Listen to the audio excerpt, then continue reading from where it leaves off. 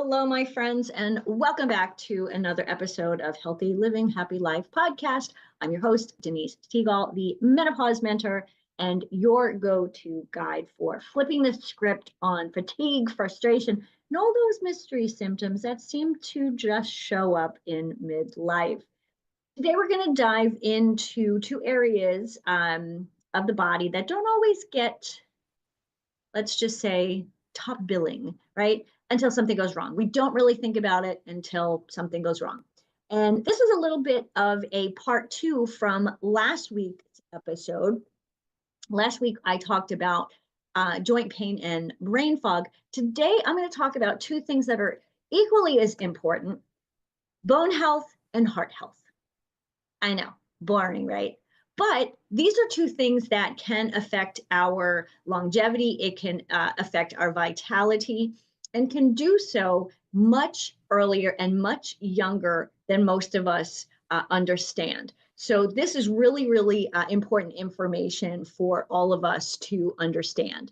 So at this point, maybe you're 48, maybe you're 50, right? This may not seem like something that's that important, right? It doesn't seem so urgent. Oh, I feel fine. I'm doing okay. You're not in pain. You don't have any major health issues. But let me assure you this: these are foundational. Obviously, your bones. If you do not have strong bones and you do not have a healthy heart, you are not healthy, and you will not be healthy down the road. If you're not healthy today because you haven't been paying attention to your bone health and your heart health, how can you possibly be healthy and live long, a vital life with energy and do all of the things that you want to do, right? This is your foundation, right? Because when you're not supporting your bones and your heart in midlife, right? We don't think about these things when we're in our 20s and our 30s. But at this stage, we need to, because even though we're in this middle phase, we're still feeling okay, when it comes to like longevity. Yeah, we've got menopause going on. We've got all sorts of things happening with that. So this is why bone health and heart health don't always kind of make that the top of the list. But what happens is cracks literally don't show up until later, right? They're starting now, and they're starting very quietly, right? This is kind of the silent problem that most of us have. How many times have you heard, oh, he wasn't sick in a day in his life, until he was, right? My dad was that person, right? My dad he was Popeye. My dad was healthy. He never got sick. I mean, he was always working. He was amazing when it came to his health. And he was a smoker, which obviously, as a smoker, he was not that healthy. But the man was never sick until the day that he ended up in the hospital and he had stage 4 cancer. So again, silent things happening. Now, he did not go to the doctor and have the tests done that I am encouraging you, my listeners, to make sure that you're going to your doctor every year. Yeah, when you turn 50, you should be going to your doctor and getting getting a physical and getting your glucose test and getting your thyroid test. All of these tests are important. I'm going to talk about another test a little bit later that I did mention a couple of episodes ago, but I'm going to mention it again because it is that important. So, okay, so I talked about all that, right? That all behind us now. The two powerful forces most women are not told enough about, and I'm trying to change that, is about inflammation and declining estrogen. These are the two biggest culprits to declining health for women, right? So let's unpack that. That's a big statement, right? More importantly, I want to talk a little bit about what you can do to stay strong, to be vibrant and vital, but most important, to be in control of your own health for the long haul, right? I talk about longevity very, very often. And when I'm talking about longevity, I'm not I'm talking more about the life that you have in your years, not necessarily just the added years that you can have when you live a healthy, happy lifestyle, when you're paying attention to all these things, right?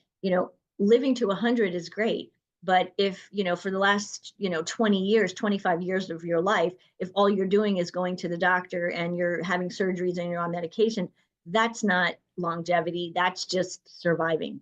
And this is something that we don't want to just do. We don't want to just survive, right? We want to thrive. So, estrogen, inflammation, connection. So they seem to be two different things, right? But here's a big picture. Estrogen, and I say this a lot, estrogen is not just a reproductive hormone. When we were young, that's what we were told, right? If, when you were in a phase when you wanted to have a child, estrogen was, that was your best friend, right? It's still your best friend. Even though it's starting to decline because we're in perimenopause or menopause or postmenopause, estrogen is still your best friend. It is your body's internal, how do I say, project manager. Okay. I used to be a project manager back in the day. I took care of a lot of different things. And that's exactly what estrogen does for us. It oversees dozens of systems. I say this all the time. Estrogen has over 400 tasks in your body.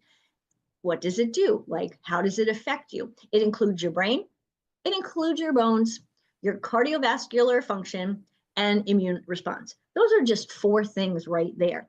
And last week, as I mentioned, I talked about joint pain and I talked about brain fog. Woo, that's 6 things right there.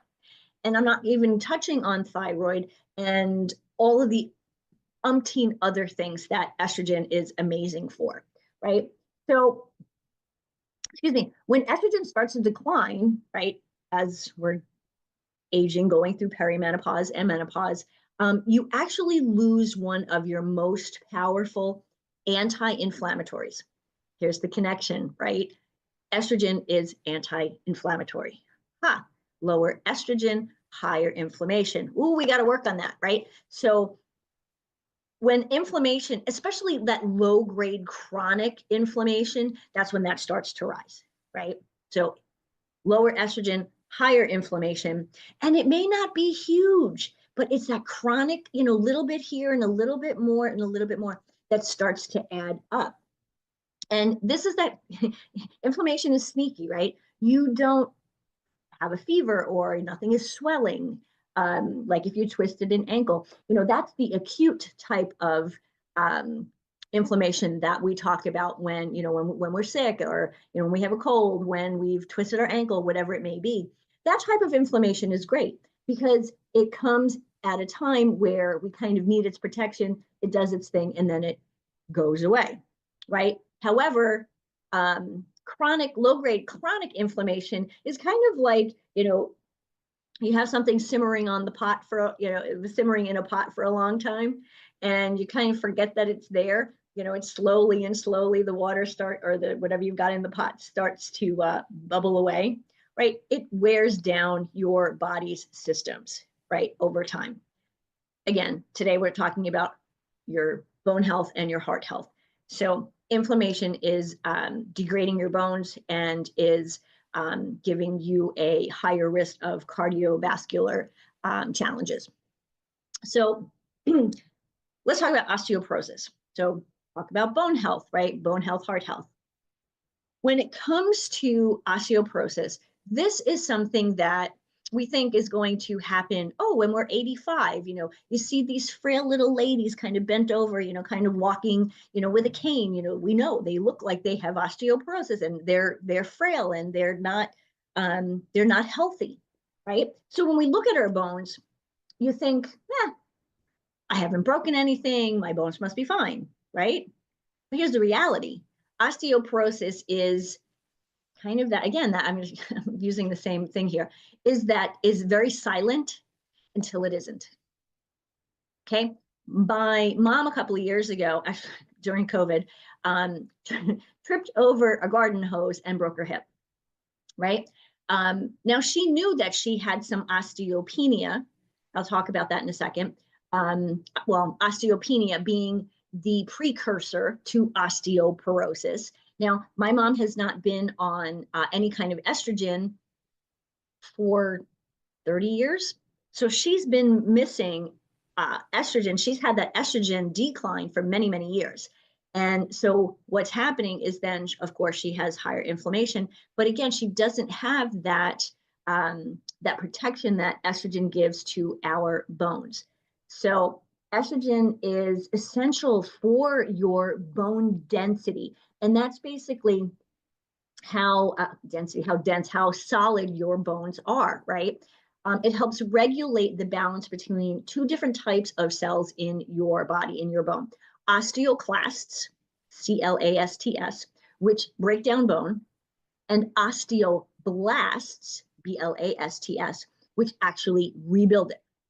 So what happens when estrogen declines, the balance then shifts. It's one thing when they're even, if you're, if you're losing a little, but then you're gaining a little, like they even each other out. Okay. When we have a, let's say balance, a younger amount or a higher amount of estrogen, right?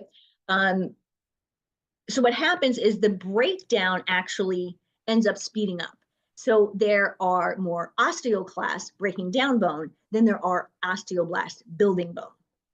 So chronic inflammation added to that basically increases the cytokines like IL-6 and TNF alpha, which I talked about last week.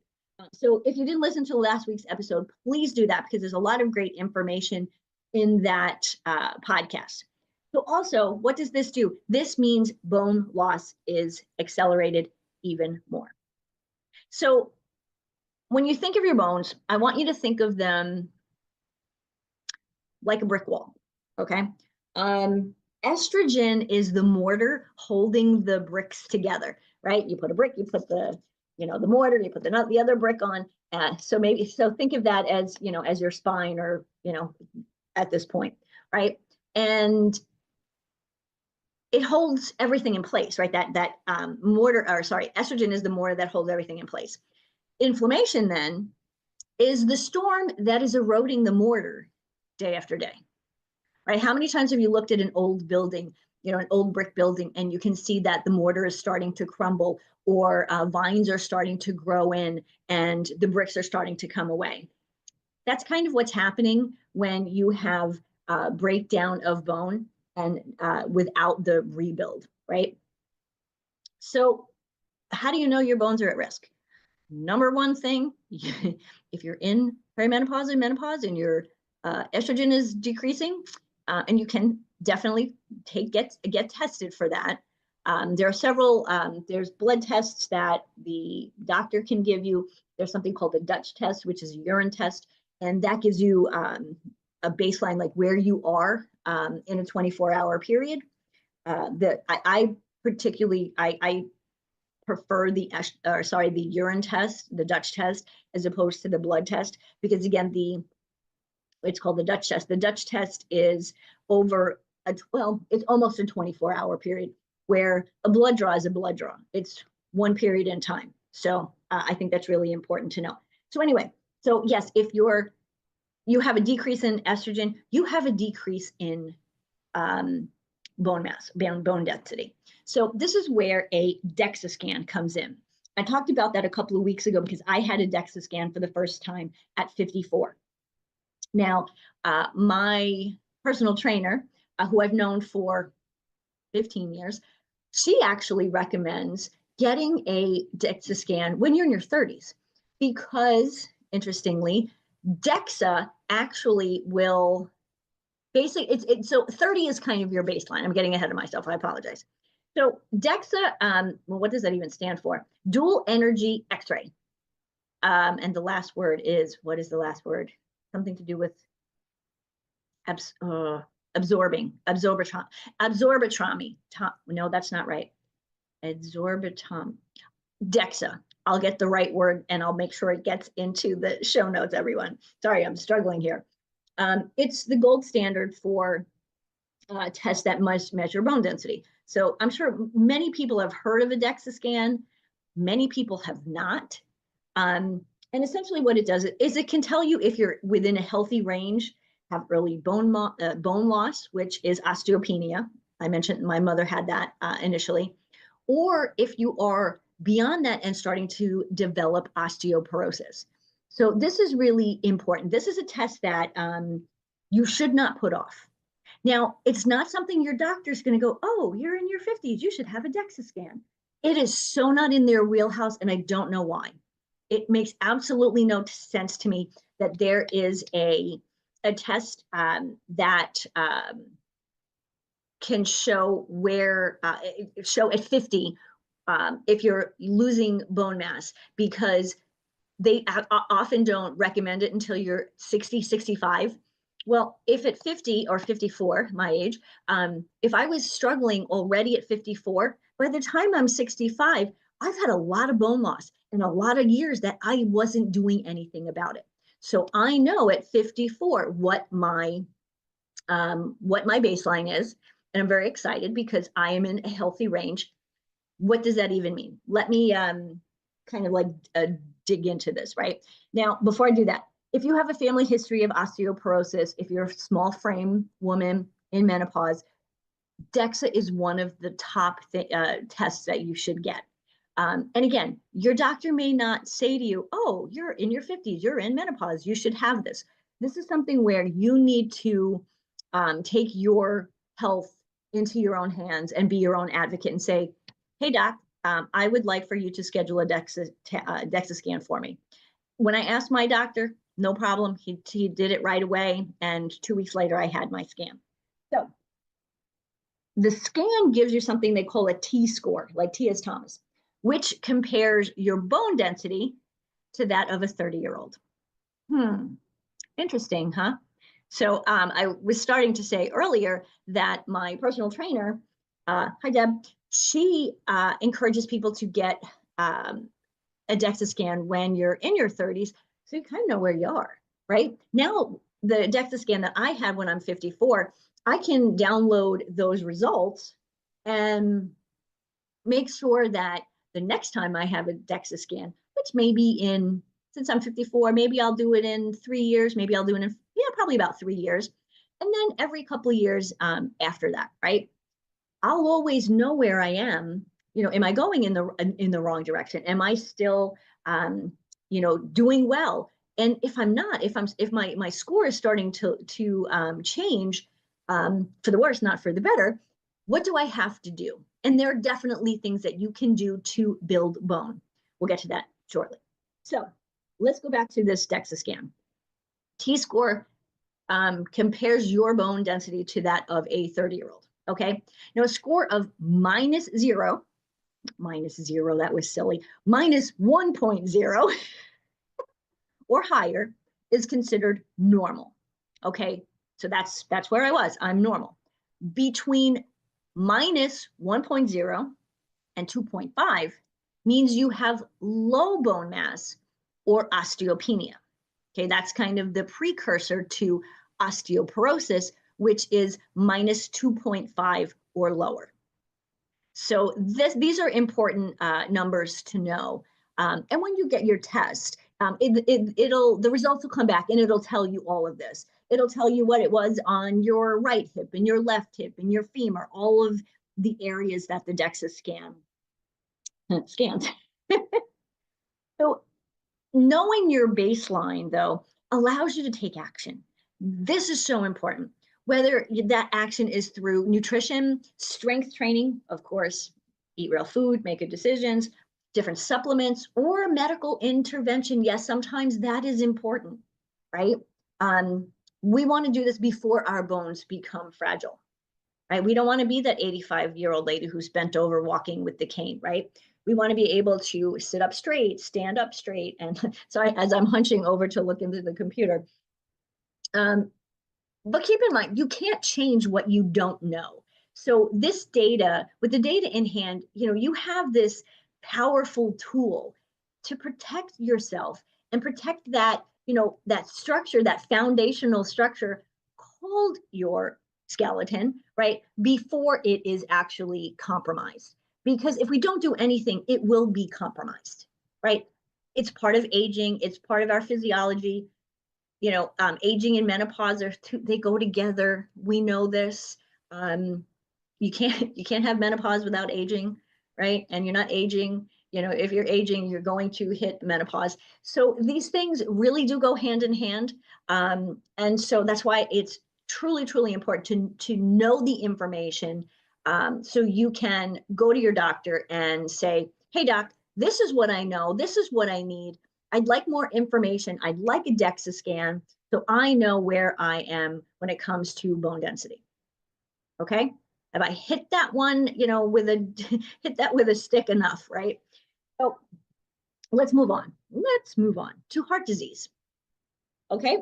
Did you know that heart disease is actually the #1 killer of women? Many people will say, oh, no, it's breast cancer or cancer. It's not. It is heart disease. It is not just a man's disease, because we think, oh, a lot of men have heart attacks. Men tend to have a heart attack younger than women. For some reason, they have it, they happen to do that. I don't know. Maybe they don't take care of themselves. I don't know. I don't work with men. And it's also something that that affects people before they're 70, right? We think, oh, well, I don't have to worry about that. I'm only 54. I don't have to worry about that for another 20 years. If we don't start thinking about this today, we're not going to be here in 20 years, right? So truth is, once estrogen begins to decline, your cardiovascular risk increases exponentially. Here's why, okay? Estrogen actually helps your arteries to stay flexible and elastic, which helps blood flowing smoothly, reduces inflammation in the blood vessels. See, again, estrogen, inflammation. You see how these things are so intertwined? It also helps regulate cholesterol levels. We haven't talked a lot about cholesterol, but obviously heart health, cholesterol, that there is, cholesterol plays a part in heart health. So what it does is your estrogen actually helps improve the HDL, which is the good kind of cholesterol, and reduces your LDL, which of course is on the flip side, the bad stuff. So when estrogen drops, your arteries get stiffer, plaque starts to build up, and that makes it really hard for blood to get through, which increases your blood pressure, right? Especially when inflammation is on the scene, which we know it is because your estrogen is dropping, and the estrogen and inflammation goes up when the estrogen goes down. Inflammation goes up when the estrogen goes down. Yes, I said that right. So again, I'm going to mention the cytokines, IL-6 and TNF alpha, same ones that I talked about before, accelerate bone loss. They're also involved in this inflammatory cascade, if you will, that contributes to atherosclerosis. What is atherosclerosis? It's a really big word for plaque buildup in your arteries. I don't know why medical terms have to be so complicated. I'm not a doctor, but I play one sometimes on TV. No, I'm kidding. I do live with one. So very often the information that I am working with, like these cytokines, I understand a little bit more about cytokines because my husband actually works with them because he's an immunologist, right? So immune system, immune inflammation, cytokines, IL-6 and TNF alpha. Interesting, huh? These come into play in lots of different areas in your life. Smile. It's good to know about them. So picture this. All right, your cardiovascular system. Like if it was a highway, big highway, estrogen is the road maintenance crew, keeping the traffic flowing. Okay, in Minnesota, that is kind of hard because we have our 2 seasons. We have winter and road construction, but still, when we have some estrogen, our maintenance crew is keeping that traffic flowing as good as possible, like as best as possible. When it's gone, inflammation then moves in. That's when you start to see the cracks, the potholes, the traffic jams, right? So for many women, I hope you guys got that. If your cardiovascular system was the highway, Your estrogen is your road maintenance crew keeping traffic flowing, okay? Estrogen gone, you see cracks, potholes, traffic jams, all the bad stuff, right? We want to keep things moving and flowing smoothly. So for many women, too many women, the first sign of heart disease is an actual heart attack. No warning, no drastic symptoms. That is why we need to be proactive, not ever reactive, right? How do you know if you have heart disease if you don't make sure that you're doing the right things? Again, no warning. We know that estrogen is cardioprotective. If your estrogen is decreasing, you have a higher risk of cardiovascular disease. So what can you do? What can you do about that? You're never powerless against any of these things, right? Healthy living, happy life means you're doing the right things for you, right? When it comes to nutrition, when it comes to exercise, right? This is the time to take action, right? We've had 54 years. We've had 50 years of having a good old time, eating what we want, exercising if we feel like it, right? Not getting enough sleep, doing all the things, right? At this stage in life, it's time to look at ourselves in the mirror and say, okay, I'm 54. What do I want the next 20, 30, 40 years to look like? Right? So, number one, as I mentioned earlier, if you're in your 40s or 50s, if you're experiencing any type of menopausal symptoms, oh, by the way, if you're in your 40s and 50s, you're perimenopausal. You just are. It's just what happens, right? You may not be experiencing a lot of symptoms, but if you're in your 40s, you are perimenopausal. Okay, ask your doctor for a bone density scan named a DEXA, right? It's quick, it's painless, and it gives you crucial information that you really do need. I mean, truly, when I went for my DEXA scan a couple of weeks ago, I think it took me longer to drive from my house park and get over to the exam room than it actually took to do the whole exam or the whole scan. For those of you who listen to me very often, you're going to love this one. Eat to fight inflammation. What do I mean by that? Eat real food.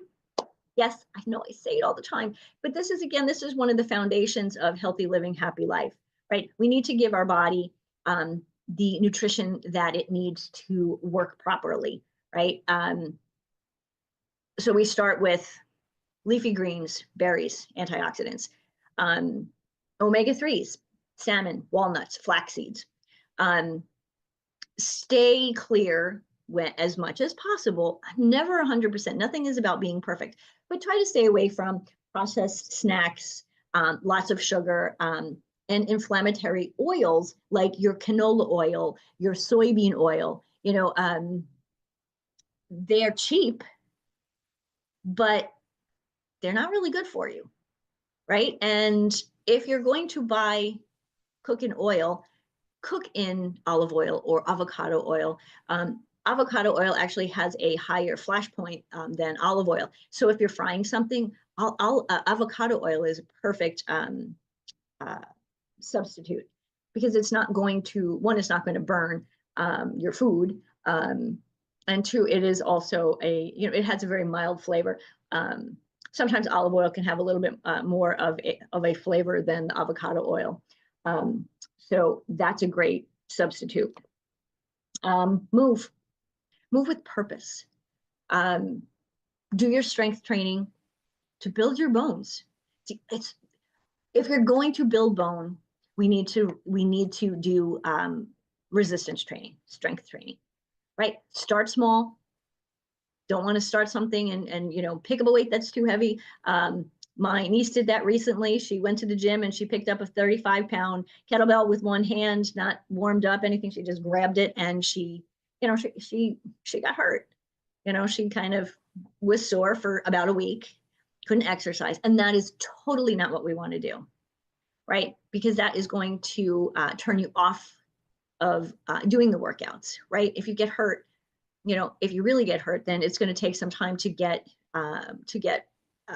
feel better, to actually cure the injury. So when we're doing strength training, make sure you're doing appropriate strength training for you. And that may mean that, sorry, my phone is ringing. That actually may mean that you work with a trainer who works with someone your age appropriate trainer for a short period of time, right? If you love working out with a trainer, work with a trainer, because they're going to show you the perfect form, right? If you're doing something, if you're doing it wrong or with incorrect form, either you're going to get injured or you're not going to get the benefit from the weight training. Some of the other things to do: walk, dance, have a good time, do Pilates, do yoga, circulation, flexibility. All of these things are really, really important. Okay, support your hormones. Most of you have heard I am on bioidentical hormone therapy, have been for 3 years. Love it. It's helped with symptoms. It's great. There's definitely a bunch of herbal support that can be a game changer for women. When I first started with symptoms, that actually was the route that I went for the first 10 years. I found an herbal supplement that was life-changing, right? The key is here, it's not a one-size-fits-all solution.